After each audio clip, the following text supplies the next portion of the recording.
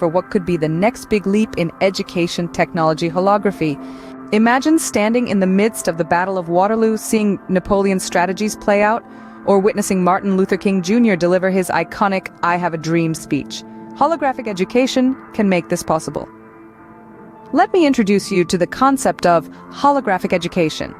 It's a revolutionary approach that uses three-dimensional images, or holograms, to create immersive learning experiences.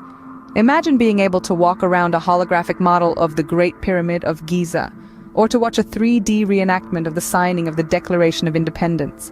It's like taking a step back in time, and it offers a way to experience history that textbooks simply can't match.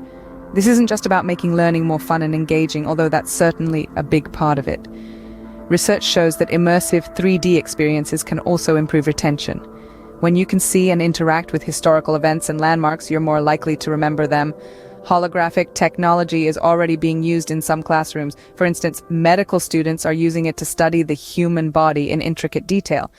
In the world of history education, we're just beginning to scratch the surface of what's possible. Imagine a future where every student has access to this kind of immersive learning, where you can not only read about history, but see it, experience it, and interact with it. By bringing history to life, holography promises to transform the way we learn, making education a truly immersive and engaging experience. The journey from textbooks to holograms is a testament to the power of technology in reshaping education.